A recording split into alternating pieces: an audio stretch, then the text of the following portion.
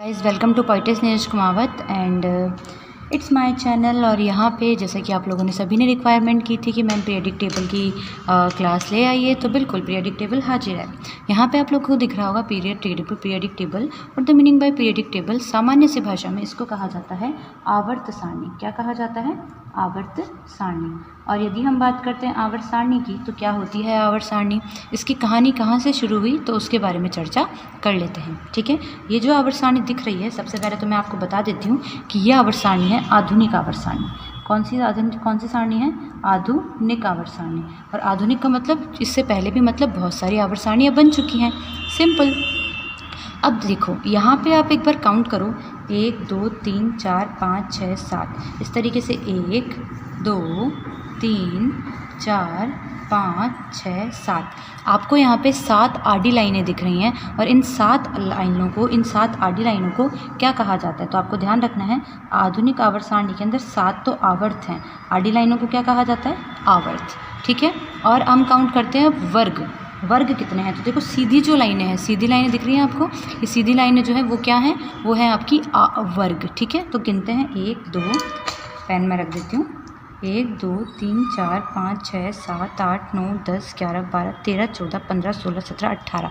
तो आधुनिक आवर्त सारणी के अंदर 7 तो आवर्त हैं और 18 जो हैं वो क्या हैं? वर्ग हैं। वर्ग का मतलब होती है सीधी लाइनें, और आवर्त का मतलब होती है आडी लाइनें। सीधी और आडी के अंदर आई थिंक सो आप लोग डिफरेंस समझ चुके होंगे, है ना। ये हम कौन सी आवर्त सारणी की बात कर रहे हैं? ये हम बात कर रहे हैं अपनी आधुनिक आवर्त सारणी की। ओके, नाउ अब हम देखते हैं पुरानी कहानी। क्या है आवर्त सारणी की पुरानी कहानी? तो आवर्त सारणी की कहानी पर चलते हैं। सबसे पहले गाइस आपको ये बता दूं कि आधुनिक आवर्त सारणी की ज़रूरत क्यों पड़ी। ठीक है, तो यहाँ से शुरुआत करते हैं। तो सबसे पहले एक साइंटिस्ट थे जिनका नाम था मेंडलीफ। कौन से साइंटिस्ट थे? मेंडलीफ। और मेंडलीफ जो साइंटिस्ट थे, उन्होंने सबसे पहले क्या बनाई थी? आवर्त सारणी बनाई थी। देखो नोटिस करना, मैंने यहाँ पे आधुनिक शब्द नहीं लिखा है। सबसे पहले मेंडलीफ ने क्या बनाई? आवर्त सारणी बनाई। आवर्त सारणी बनाई तो उन्होंने अपनी आवर्त सारणी के अंदर इन तत्वों को किस आधार पर बांटा? उन्होंने इन तत्वों को परमाणु भार के आधार पर बांटा। किस आधार पर बांटा? परमाणु भार के आधार पर बांटा। ये आपको ध्यान रखना है। ठीक है दोस्तों, वर्तमान में कितने तत्वों की खोज की जा चुकी है? तो वर्तमान में आपको ध्यान रखना है 118 एलिमेंट्स की खोज की जा चुकी है, माने कि 118 तत्वों की खोज की जा चुकी है।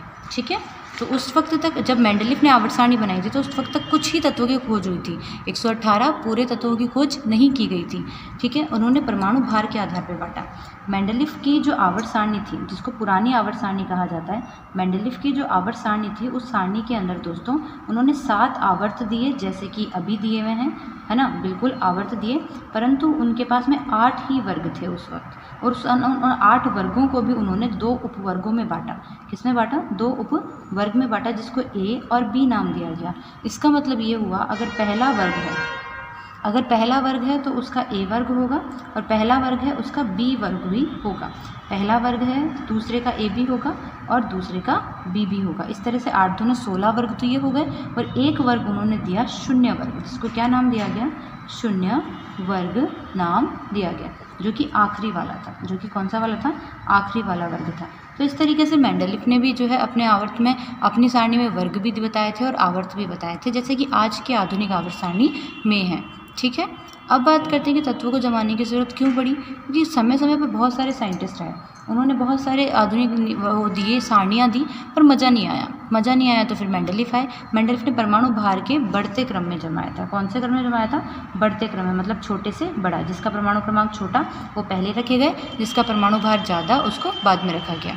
अब यहाँ पर एक और चीज़ की बात करते हैं। देखो, अगर हम मेंडलीफ की आवर्त सारणी की ही बात कर रहे हैं, तो मेंडलीफ जो थे उनकी आवर्त सारणी की कमी क्या रही, ये आपसे कभी कभी पूछ लिया जाता है। तो मेंडलीफ की आवर्त सारणी की सबसे बड़ी कमी ये थी कि मेंडलीफ ने समस्थानिकों की स्थिति नहीं बताई।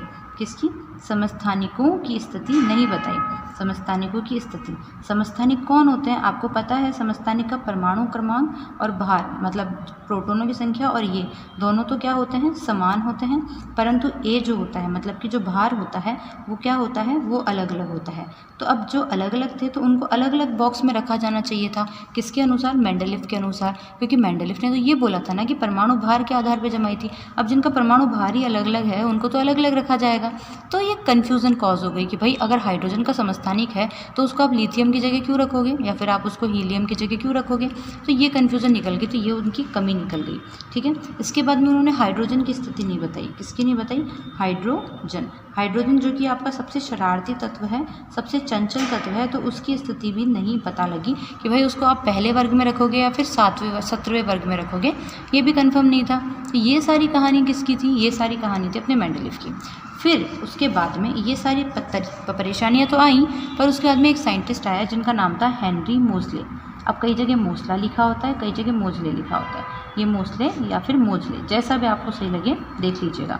तो हेनरी मोसले जो थे साइंटिस्ट, एक्चुअली में उनकी बात करते हैं। उन्होंने दोस्तों कौन सी सारणी दी थी, आधुनिक आवर्त सारणी दी थी, आधुनिक आवर्त सारणी दी थी। ठीक है, और इस आधुनिक आवर्त सारणी के अंदर हेनरी मोसले ने क्या बताया, उन्होंने 7 आवर्त वही रखे, आवर्त भी वही रखे, पर वहाँ पे इन्होंने उपवर्ग में बांटा, पर यहाँ पे उन्होंने उपवर्ग का तो जो है क्या किस्सा ही ख़त्म कर दिया और उन्होंने बताया कि सीधे ही 18 वर्ग होते हैं। उन्होंने फर्स्ट बी ए, सेकंड बी देना बंद कर दिया। ठीक है, तो ये आवर्त सारणी किसने दी थी, हेनरी मोसले ने दी थी। हेनरी मोसले की जो आधुनिक आवर्त सारणी है वो किसके आधार पर जमाई गई, तो आपको ये ध्यान रखना है वो परमाणु क्रमांक के आधार पर जमाई गई। हेनरी मोसले ने सोचा कि देख भाई मेंडलीव, तूने अगर परमाणु भार के आधार पर जमाई ना तो उस कंडीशन में समस्थानिकों की स्थिति नहीं पता लगी, पर मैंने क्या किया, परमाणु क्रमांक माने Z=P वाले केस के आधार पर जमाई, तो उससे क्या हुआ कि समस्थानिकों की परेशानी ख़त्म हो गई। समस्थानिकों की परेशानी जो है वो ख़त्म हो गई। कैसे परेशानी ख़त्म हुई, परेशानी खत्म हो गई। समस्थानिकों की जगह क्यों खत्म हो गई, क्योंकि समस्थानिक तो जिसका परमाणु क्रमांक Z है ना, तो समस्थानिक को तो भाई उनके परमाणु क्रमांक तो समान ही होते हैं, तो समस्थानिकों की दिक्कत ही नहीं आएगी अब तो यहाँ पे, है ना। तो ये बात हुई। तो परमाणु भार के आधार पर तो जमा ही नहीं रहे कि भाई अलग अलग रहेंगे, एक ही डब्बे में रह जाएंगे, जैसे हाइड्रोजन के समस्थानिक रहते हैं हाइड्रोजन के पास में।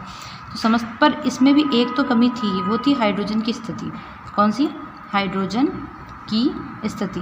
हाइड्रोजन की स्थिति वो आज भी नहीं बता पाया है, और आज भी हमें पता नहीं है कि हाइड्रोजन पहले वर्ग से सम्मिलित करें या फिर 17वें वर्ग से सम्मिलित करें, मतलब हैलोजन के साथ सम्मिलित करें। हैलोजन कौन से हैं, फिर, कल, बाहर, आई, आंटी, तो ये वाले हैलोजन हैं, तो इनसे सम्मिलित करें, ये नहीं पता लग पाया है अभी भी। तो हेनरी मोसले ने परमाणु क्रमांक के आधार पर जमाया, ऑब्वियस है, बढ़ते क्रम में जमाया, है ना। और हाइड्रोजन की स्थिति आज भी नहीं पता है, ये इसकी भी कमी है। अब चलते हैं आवर्त सारणी की तरफ, जिसमें 7 तो आवर्त हैं और 7 ही वर्ग हैं। ठीक है, तो देखो अगर हम बात करते हैं आधुनिक आवर्त सारणी की, तो यहाँ पे देखो आपको ये पूरी जो दिख रही है ये आधुनिक आवर्त सारणी है। दोस्तों जैसा कि मैंने आपको बताया था, जिन लोगों ने अगर पुरानी क्लास नहीं देखी है तो वो इस क्लास को बिल्कुल मत देखें। पुरानी 3 क्लासें देखना ज़रूरी है, ताकि तभी आपको समझ में आएगा कि इलेक्ट्रॉन जो होते हैं, इलेक्ट्रॉन की जो कक्षाएँ होती हैं वो कौन सी होती हैं, S, P, D और F होती हैं, है ना। ये भी आपको तभी पता लगेगा, और ये नहीं पता है तो मत देखना। पहले जो प्लेलिस्ट में 3 क्लासें हैं उनको ज़रूर देखिएगा। उसके बाद में आपको 2, 8, 8, 18, 18, 32 का रीज़न समझ में आएगा। ठीक है, तो वो ज़रूर आपको पता होना चाहिए, जो मैंने पुरानी क्लासों में पढ़ाया है।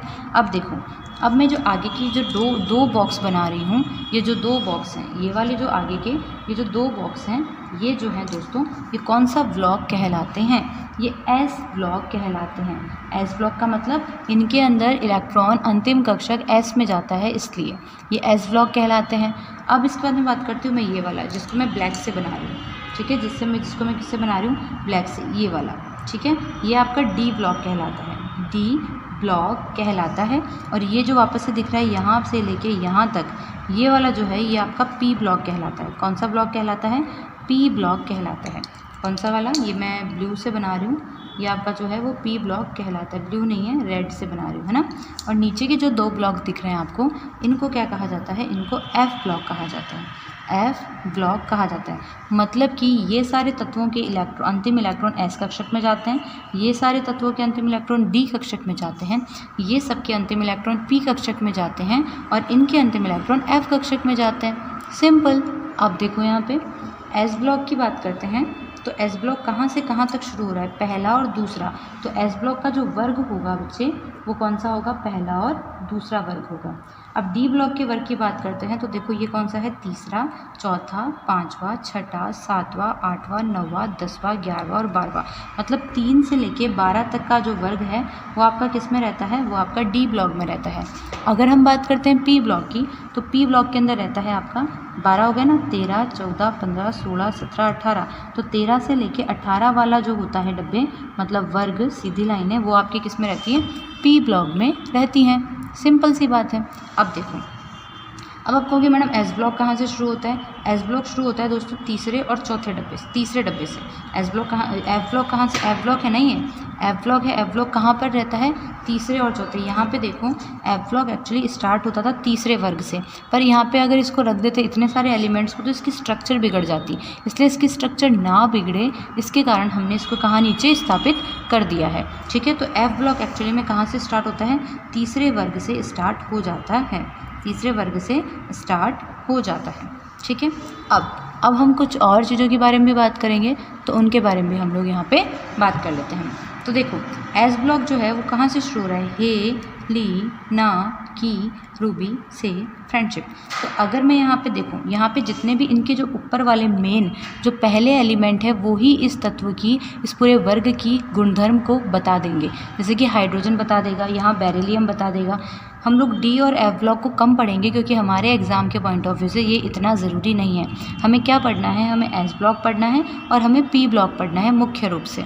एस ब्लॉक जो होता है, इसको और पी ब्लॉक को, दोनों को मिलाकर हम लोग प्रतिनिधि तत्व भी कहते हैं। हम क्या कह रहे हैं, हम लोग एस और पी को मिलाकर हम लोग कौन सा ब्लॉक बोलते हैं, हम लोग प्रतिनिधि तत्व। इनको क्या कहा जाता है, प्रतिनिधि तत्व भी कहा जाता है। अगर डी ब्लॉक की बात करते हैं, तो डी ब्लॉक को सिर्फ, क्योंकि डी ब्लॉक देखो आप नोटिस करो एस और पी के बीच में आ रहा है, इसलिए आप इसको क्या कहोगे, इसलिए आप इसको आंतरिक संक्रमण तत्व कहोगे। क्या कहोगे, संक्रमण तत्व। और एफ ब्लॉक को देखो, एफ ब्लॉक डी के भी बीच में आ रहा है। देखो आप, एफ ब्लॉक जो है वो डी के भी बीच में आ रहा है, तो इसलिए इसको क्या कहा जाता है, इसलिए इसको आंतरिक संक्रमण तत्व कहा जाता है। इसको आंतरिक संक्रमण तत्व कहा जाता है।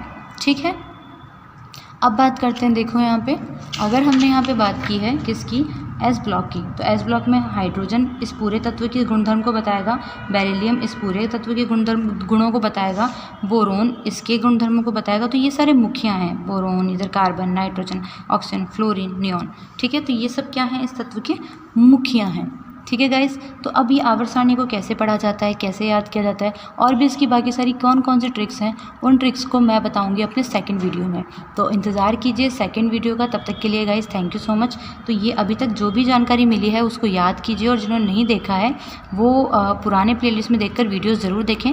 अगली क्लास बहुत जल्द आने वाली है, बस आने ही वाली है। ठीक है, तो फटाफट से इसको पढ़ लीजिए, समझ लीजिए, रिवाइज़ कर लीजिए, जिसमें हम लोगों ने देखा मेंडलीव की आवर्त सारणी, मोजले ने क्या क्या बताया, ये सब एग्ज़ाम में आता है। ये आपसे एग्ज़ाम में पूछा जाता है, ये आपसे एग्ज़ाम में पूछा जाता है, ये पूछा जाता है, ये पूछा जाता है, ये सब एग्ज़ाम में आते हैं। ये पूछा जाता है, शून्य वर्ग आखिरी वाला है, समस्थानिकों की कमी क्या थी, समस्थानिकों की स्थिति नहीं पता थी, चंचल तत्व कौन सा, हर एक चीज़ यहाँ जो लिखी है सब एग्ज़ाम में आती है। ठीक है, तो आई थिंक सो आपको समझ में आ रहा होगा। और इसके अलावा यहाँ मैंने जो लिखा है वो सब चीज़ें। सो गाइस, अगर आपको पसंद आया है तो वीडियो को शेयर ज़रूर कीजिए, लाइक कीजिए, सब्सक्राइब चैनल को कर दीजिए। मैं मिलूँगी अपनी अगली क्लास में, जिसमें ये सब चीज़ें मैं पढ़ाऊँगी। तब तक के लिए guys thank you so much, welcome.